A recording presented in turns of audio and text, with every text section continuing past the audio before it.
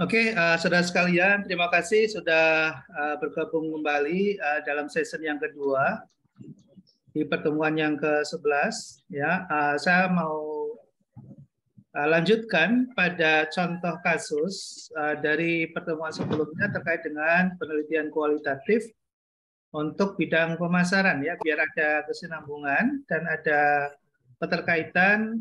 Berikut ini contoh ya dari studi kasus hasil proses dan hasil dari suatu riset yang dilakukan dengan menggunakan pendekatan kualitatif ya di bidang marketing, ya di bidang marketing. Slide-nya apa sudah kelihatan? Belum, Pak. Oh, belum. Belum, Pak.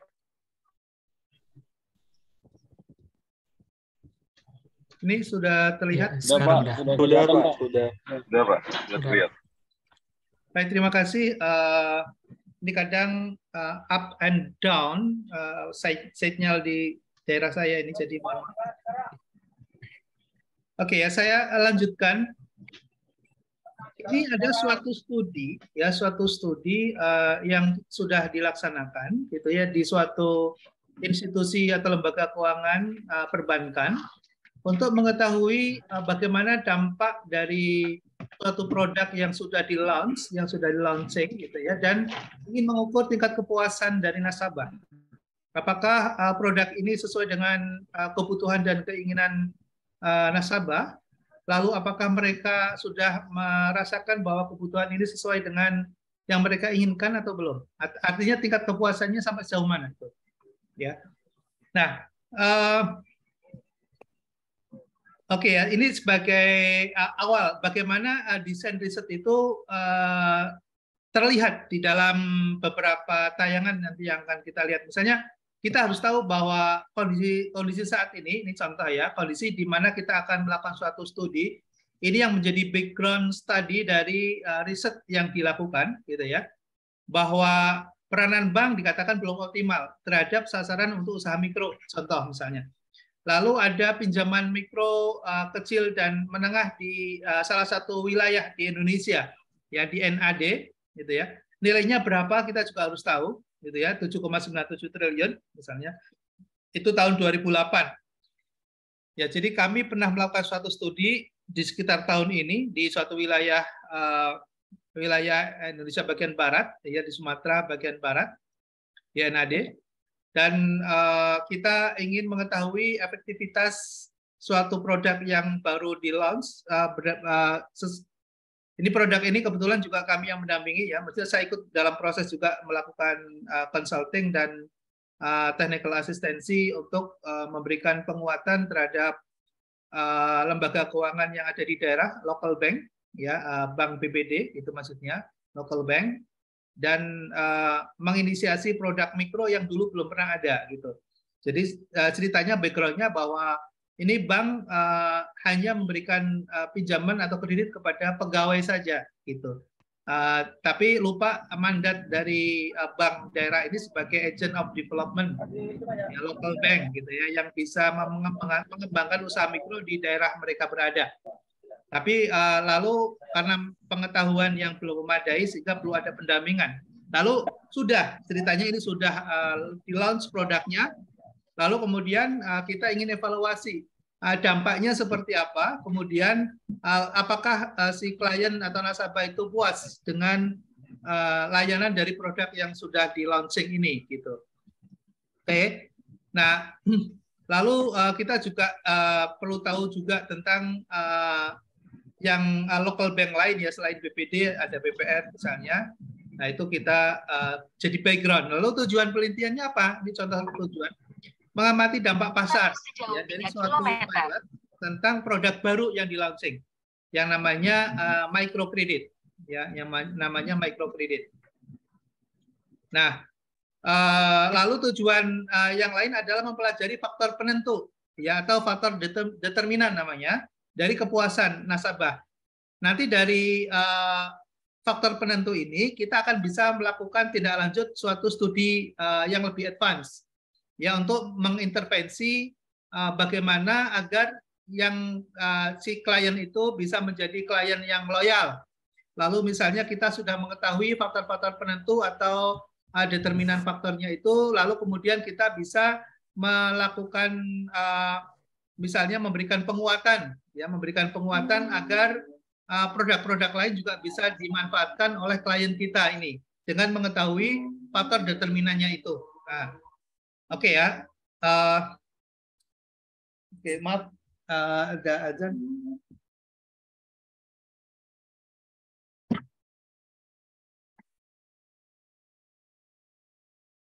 Oke, sambil saya jalankan dulu.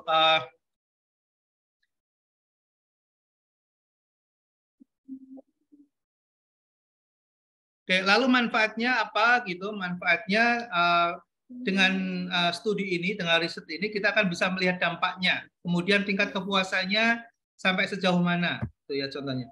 Lalu setelah itu kita akan bisa menjadi dasar dari studi ini rekomendasi dalam menyusun kebijakan strategis.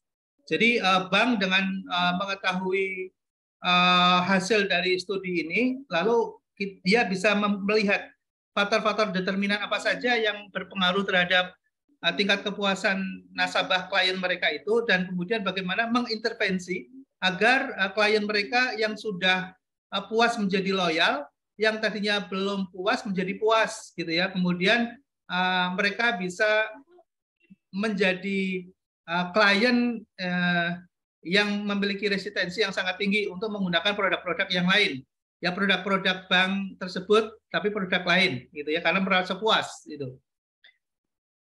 Nah, ya keterbatasan kita menggunakan metodologi kualitatif ya, karena ingin mengetahui bagaimana perasaan orang, bagaimana persepsi orang, bagaimana melihat tentang kebutuhan orang, itu nggak sulit untuk dilakukan menggunakan pendekatan kuantitatif. Ya, jadi kalau kita ingin melakukan suatu riset yang berbasis pada behavior, pada perilaku orang, maka pendekatan yang paling mungkin untuk dilakukan agar kita mendapatkan data dan fakta yang aktual, maka pendekatan kualitatif menjadi pilihan. Pertanyaannya, pendekatan kuantitatif bisa nggak? Bisa juga, ya bisa juga, tapi akan sangat terbatas karena dia menggunakan data-data yang tidak primer, data sekunder, artinya hasil penelitian orang lain, sehingga terkadang hasilnya akan memiliki tingkat deviasi yang besar gitu ya, deviasi yang besar gitu ya, karena perbedaan waktu dan tempat. Nah, kalau pendekatan kualitatif ini kan sangat ditentukan oleh waktu dan tempat. Jadi perasaan orang yang ini kan penelitian tahun 2008 contohnya misalnya. Berbeda dengan apa yang sekarang ada. Ya. Bahkan kalau kita mau lakukan riset misalnya dengan pendekatan kualitatif, misalnya dengan menggunakan data primer misalnya, apa yang sekarang ini dirasakan oleh mahasiswa MMGC misalnya, program pascasarjana MMGC misalnya saat ini sedang dirasakan misalnya terkait dengan kepuasan layanan misalnya administrasi dan akademik MMGC saat ini gitu ya, mungkin akan berbeda dengan yang akan terjadi 1 atau 2 tahun yang akan datang. Ya, karena itu menyangkut sense, menyangkut behavior, menyangkut jadi maka pendekatan yang paling baik adalah pendekatan kualitatif. Nah, gitu ya. Ini yang perlu saya sampaikan di sini. Lalu metodologinya, apa metodologinya? Ya. Pertama, desk review. Jadi kita menganalisa data-data sekunder dulu agar kita memiliki basic. Ya, misalnya Mbak Fafi tadi mau melakukan studi terhadap perilaku para pebisnis dalam menentukan strategi promosi misalnya. Gitu. Nah, kita nggak bisa langsung misalnya melakukan analisis gitu, tanpa memiliki data sekunder yang cukup, yang informatif. Nah, data sekundernya apa? Data sekundernya contohnya misalnya ada berapa banyak sih media promosi berbasis digital yang saat ini ada? Nah, itu dasarnya adalah data sekunder. Kita bisa mencari hasil-hasil penelitian sebelumnya untuk bisa mengelaborasi dan memberikan informasi kepada pembaca bahwa kondisi saat ini existing yang terjadi seperti ini berdasarkan data sekunder. Nah, itu yang dibutuhkan di dalam desk review, ya. Nah, lalu kita juga mungkin perlu ada data-data sekunder yang lain apa saja. Nah, itu nanti kita akan sesuaikan, gitu ya. Kebetulan karena ini akan melakukan suatu evaluasi terhadap suatu produk layanan yang namanya kredit, ya jasa diberikan. Maka kita akan bisa mengevaluasi juklak dan juknisnya. Fitur-fitur produk itu ada di dalam juklak dan juknis yang ada yang dimiliki oleh bank tersebut, gitu ya. Dia memiliki juklak. Di situ nanti akan terlihat misalnya berapa sih tingkat suku bunga atau margin yang ditetapkan misalnya. Lalu tenor waktu, jangka waktu kreditnya berapa lama. Lalu wilayah yang bisa dilayani itu mana saja batasannya misalnya. Lalu biaya administrasi yang diperlukan ya di dalam mendapatkan layanan itu sampai berapa, minimal berapa, maksimal berapa. Nah, semua itu ada di dalam juklak, ya. Semua itu ada di dalam juklak dan kita harus tahu sebagai peneliti, ya. Lalu in-depth interview, ya kita harus mewawancarai stakeholder terkait. Jadi misalnya yang karena itu produknya di salah satu bank, maka bank para pelaksana kredit dan para pengambil kebijakan kita harus wawancarai. Ya, lalu nasabah yang pasti karena nasabah yang menjadi objek utama dari studi itu, ya. Lalu kita juga perlu melakukan focus group discussion, ya fokus group discussion atau FGD kita untuk mengkonfirmasi nanti hasil dari interview maupun review yang kita lakukan, ya. Jadi nanti di dalam FGD itu kita akan mendapatkan insight dan sekaligus mengkonfirmasi hasil dari interview yang kita sudah lakukan. Oke ya. Nah, lalu, nah ini kembali lagi pada bagaimana kita membangun konsep. Nah, jadi kalau kita mau mendesain studi, kita harus tahu konsepnya. Ini beberapa kali saya ungkap karena saya khawatir kalau kita lengah, abai dengan suatu konsep yang harus menjadi salah satu prasyarat dalam suatu studi, lalu kita nggak mau menguasai, lalu kita nggak mau mempelajari, misalnya, maka riset yang kita lakukan itu akan pasti tidak berkualitas, ya. Saya pastikan 90% tidak akan berkualitas kalau kita tidak memahami konsep riset yang mau kita lakukan, ya. Oke. Nah, ini maka saya tekankan lagi, ini konsep, ya. Metode analisa itu bisa dilakukan kalau kita menguasai konsepnya. Ini konsep namanya 6 degree of outreach. Ini contoh misalnya bagaimana ada 6 tingkatan gitu ya dalam melakukan outreach, ya pengembangan suatu produk gitu ya. Nah, 6 itu apa saja ya? Nah, ini misalnya antara lain adalah pertama kita harus tahu tentang manfaat, ya. Lalu kemudian kita harus tahu tentang biaya, ya biaya itu akan berpengaruh terhadap outreach atau jangkauan layanan dari produk ini akan sampai kemana, itu sangat terkait atau ditentukan faktor determinannya. Faktor determinannya adalah pertama manfaat dari produk itu seberapa besar, seberapa kuat. Seberapa besar, seberapa kuat manfaatnya yang nanti akan dirasakan oleh klien atau nasabah. Itu yang pertama, itu namanya membangun konsep nih, kita harus tahu gitu ya. Terus yang kedua, bahwa suatu produk layanan perbankan yang namanya kredit atau namanya financing atau namanya pembiayaan atau pinjaman itu ditentukan oleh yang kedua adalah faktor biaya, cost. Cost yang harus dibayar oleh nasabah ketika dia mendapatkan layanan itu. Itu faktor yang kedua, ya. Itu yang akan menentukan atau faktor penentu dari outreach, ya, outreach-nya. Lalu kemudian yang ketiga adalah bridge atau keluasan, ya, keluasan.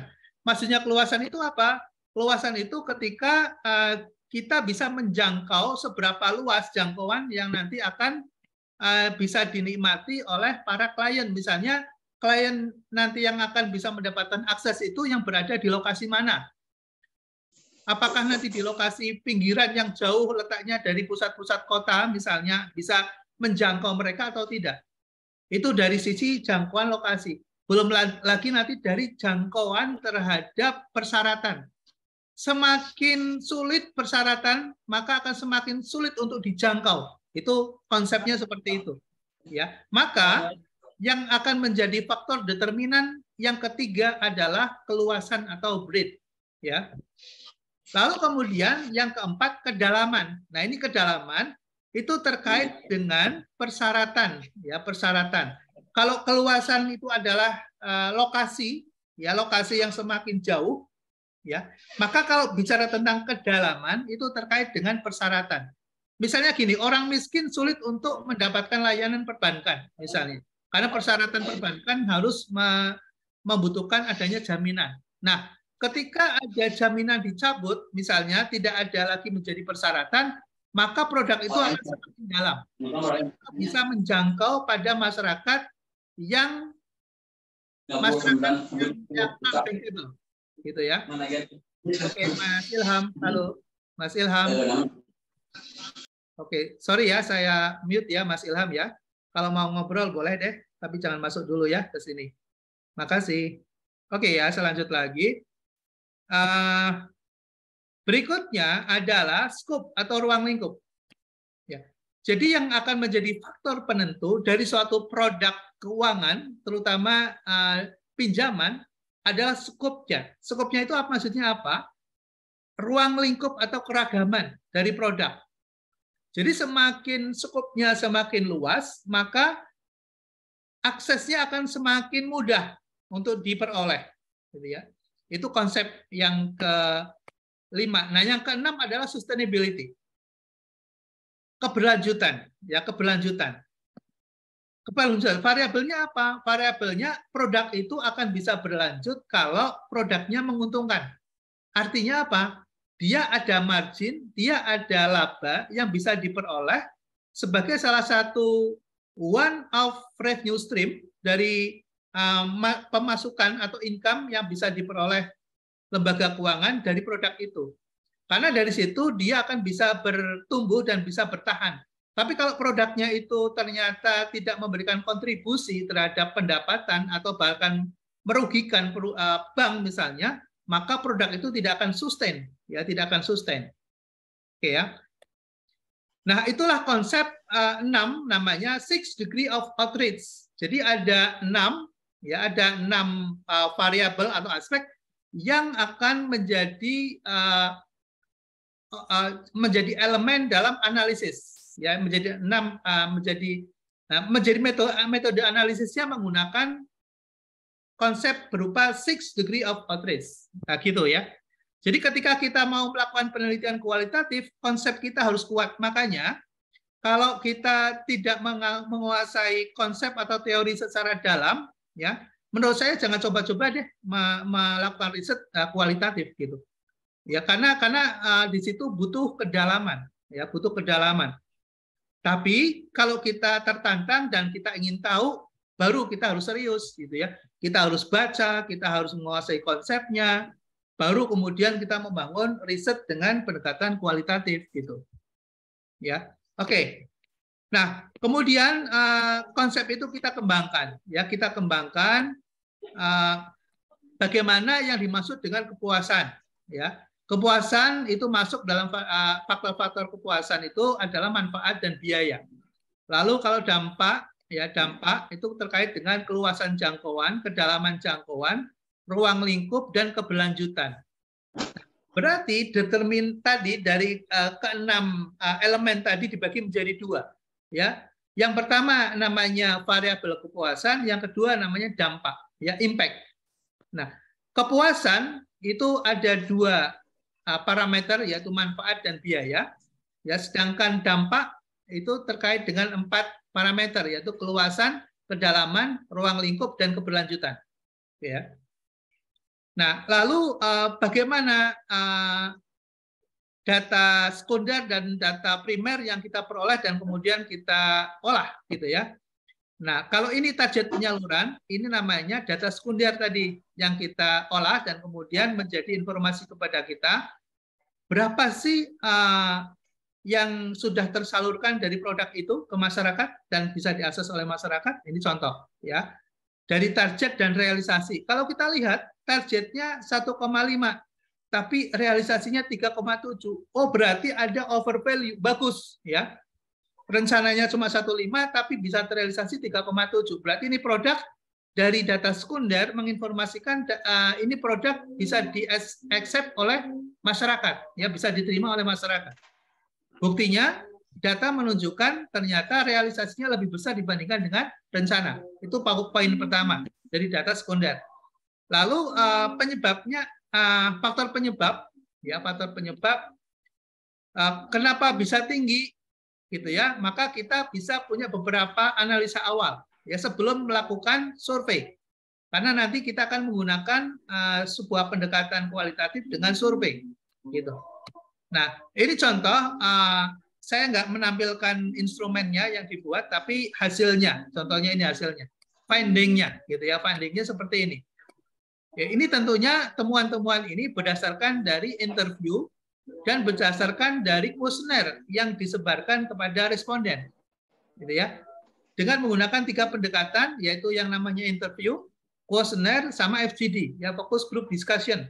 Nah, itu pendekatan kualitatif dengan menggunakan metode yang dipilih. Ya. Nah, di sini kita bisa mendapatkan temuan-temuan, ya, temuan-temuan. Misalnya apa? Jumlah pinjaman, angsuran, ya. Ternyata klien atau nasabah tidak merasa berkeberatan, ya, dengan angsuran yang mereka bayar selama ini. Ini berdasarkan dari hasil temuan, findingnya. Lalu metode pembayaran, contohnya misalnya, tidak keberatan membayar sendiri, artinya bahwa si nasabah itu dia datang ke kantor bank tersebut itu ya untuk membayar secara sukarela, datang itu tidak keberatan. Artinya kenapa? Kalau kemudian ternyata misalnya ditemukan bahwa ketika menggunakan metode pembayaran langsung ternyata misalnya keberatan, maka temuan akan mengatakan si nasabah misalnya tidak bersedia untuk datang ke kantor bank tersebut misalnya. Tapi ternyata di dalam temuan tidak keberatan, artinya bahwa produk tersebut didesain sesuai dengan kebutuhan dan keinginan dari nasabah itu sendiri, gitu ya. Lalu contoh yang lain misalnya terkait dengan jangka waktu misalnya. Ternyata sesuai dengan kebutuhan, ya. Jadi umumnya 24 bulan misalnya. Ya, 24 bulan. Sementara SOP atau Juknis, Juklis dan Juklaknya mengatakan interval waktu yang tersedia di produk itu 6 sampai 36 bulan. Tapi ternyata eksistensi maksimum adalah 24 bulan, artinya masih dalam rank itu, ya. Kalau dalam rank itu artinya sesuai dengan kebutuhan juga, ya, sesuai dengan kebutuhan dari nasabahnya, gitu ya. Nah, terkait dengan kepuasan misalnya, terkait dengan kepuasan, oh ternyata puas, ya, mereka terbantu, klien merasa puas, ya, dengan produk itu, ya. Lalu jaminan, ya, jaminannya adalah kendaraan, mereka bersedia untuk memberikan jaminan berupa aset-aset yang dimiliki oleh si klien, walaupun ini kredit mikro, gitu. Nah, kalau kita lihat yang paling banyak yang menjadi jaminan adalah kendaraan, 69%. Itu hasil dari survei yang dilakukan, ya. Oke, ya, saya kira kita bukan membongkar atau mendiseminasi, ya, namanya diseminasi. Jadi kalau kita melakukan suatu riset lalu kemudian kita paparkan, itu namanya diseminasi, ya. Nah, diseminasi kita bukan diseminasi, ini hanya contoh saja. Ya, ini hanya contoh, tapi contoh real yang sudah terjadi, gitu ya. Nah, ini kita akan bisa menemukan finding-finding dalam suatu studi kualitatif dengan menggunakan survei. Kita akan bisa menemukan hal-hal seperti ini, ya, menemukan hal seperti ini.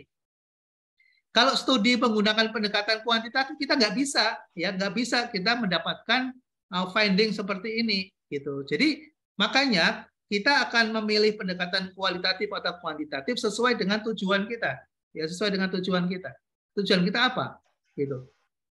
Oke. Nah, kalau saya kaitkan misalnya dengan pertanyaannya Mbak Fafi tadi misalnya, ini yang paling tepat menggunakan pendekatan kualitatif atau kuantitatif misalnya. Ya, pasti Anda juga sudah bisa menerka jawabannya, gitu ya. Ya, karena nanti Mbak Fafi akan menarik data dari Big Data Analytics. Nah, kalau Big Data Analytics kan berarti datanya sebetulnya sudah tersedia. Nah, kalau sudah tersedia itu namanya data sekunder. Nah, kalau data sekunder itu pasti pendekatan kuantitatif, gitu ya. Jadi Anda udah langsung bisa menebak gitu. Ini pendekatan yang digunakan oleh Mbak Fafi untuk melakukan analisis terhadap suatu option teknik strategi promosi misalnya yang paling sesuai itu apa, gitu, yang paling bagus apa, yang paling efisien apa, yang paling efektif apa, ya menggunakan pendekatan kuantitatif karena ada data yang bisa diolah, gitu. Oke ya, saya kira demikian. Ini hanya memberikan gambaran kepada kita ya suatu penelitian dengan menggunakan pendekatan kualitatif. Teknik yang digunakan namanya survei, ya teknik analisis menggunakan survei, gitu ya. Kemudian kita bisa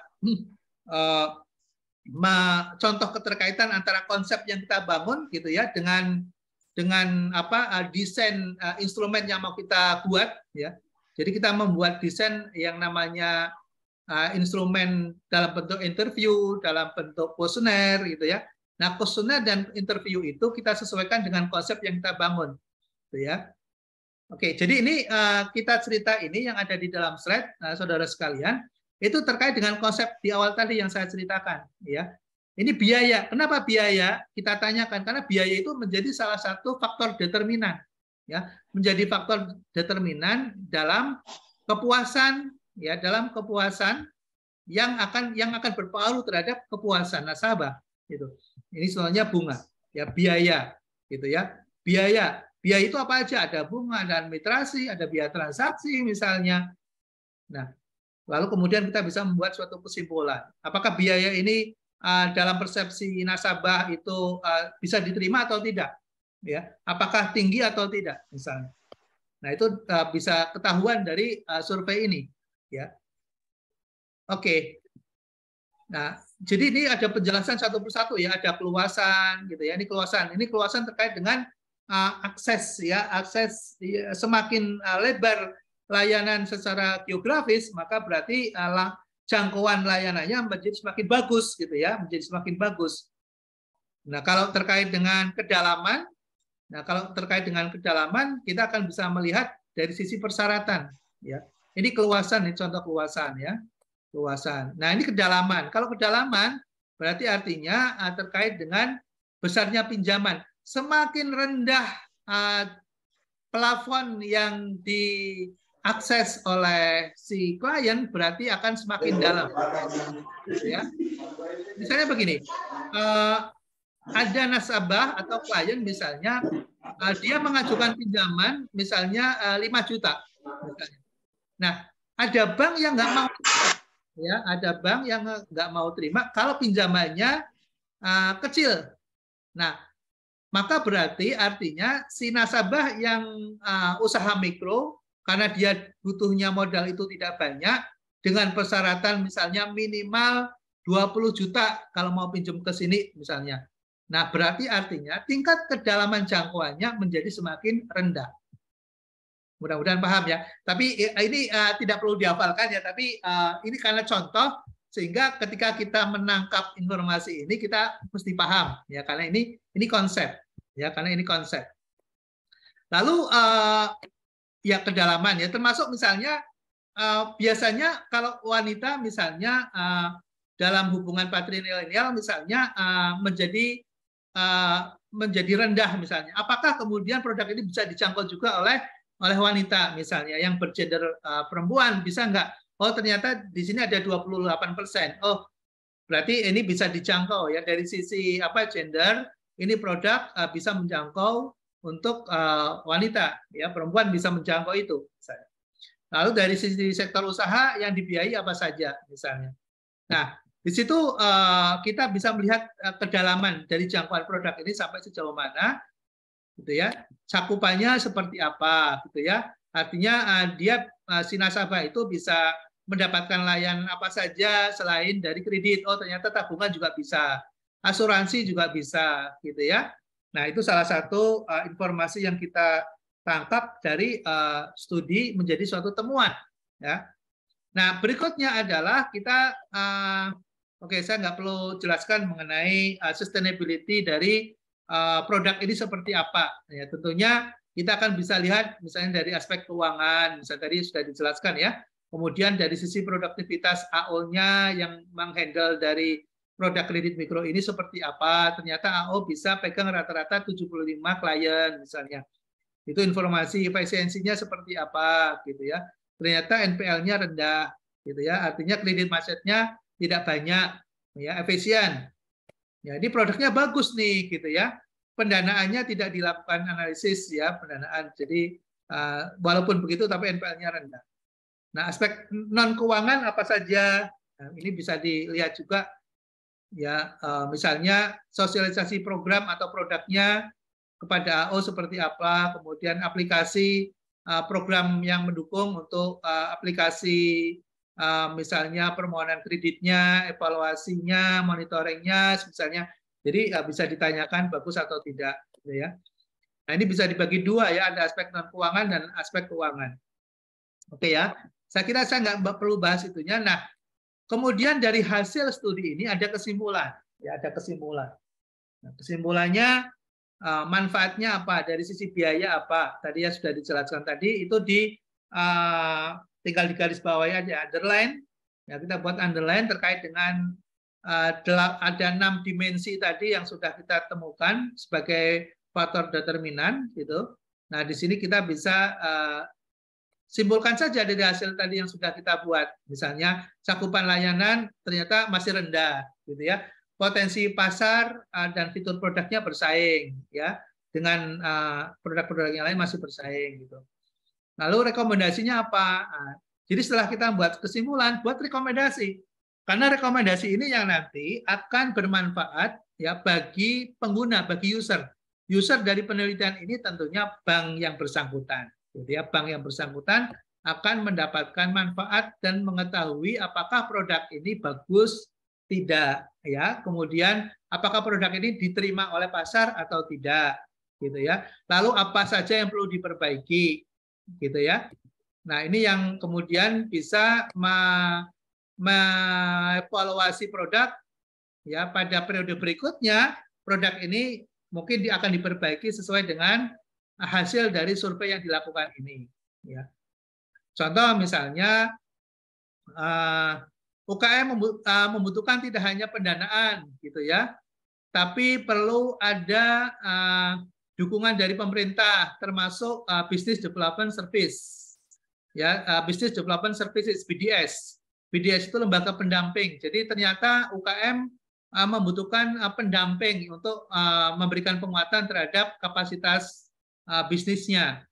Nah, kita bisa tahu ini karena ada apa namanya di dalam survei itu ada pertanyaan yang terkait dengan sustainability agar bisa berlanjut, agar bisa berkembang, agar bisa bertumbuh, maka bank mestinya tidak hanya memberikan kredit saja, tapi memberikan pendampingan. Nah, itu yang diharapkan dari klien, ya diharapkan dari klien. Kita mungkin tidak akan mengetahui kalau kemudian tidak ada survei. Ternyata klien membutuhkan itu, gitu ya, nasabah membutuhkan itu. Lalu ada monitoring yang perlu ditingkatkan, ya kegiatan monitoringnya perlu ditingkatkan. Nah ini contoh rekomendasi-rekomendasi yang muncul dari hasil dari survei, gitu ya. Nah ini applied research namanya ya, applied research, suatu studi yang sesuai dengan kebutuhan industri, gitu ya, dan bisa memberikan manfaat dan dampak terhadap pengembangan suatu bisnis. Ya sederhana, kelihatannya sederhana kan, tapi tadi kita butuh konsep, ya, konsep penguasaan terhadap teknik dan metode riset.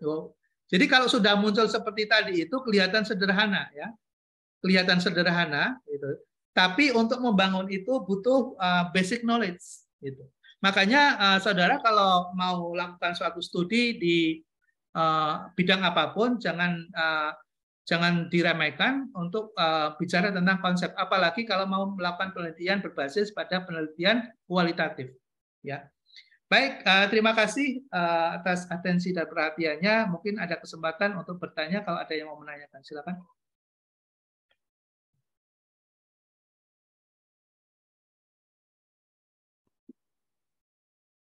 Baik, kalau tidak ada pertanyaan, kita bisa close sampai di sini dulu. Kita nanti sambung lagi. Mungkin 15 menit ya, kita bisa gunakan untuk sholat asar.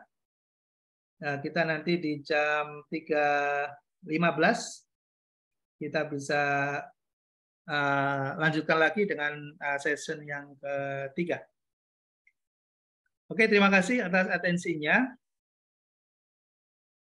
Untuk linknya yang baru lagi, Pak ya? Ya, nanti bisa lanjut ke link berikutnya. Siap. Terima kasih. Assalamualaikum. Terima kasih. Terima kasih, Pak.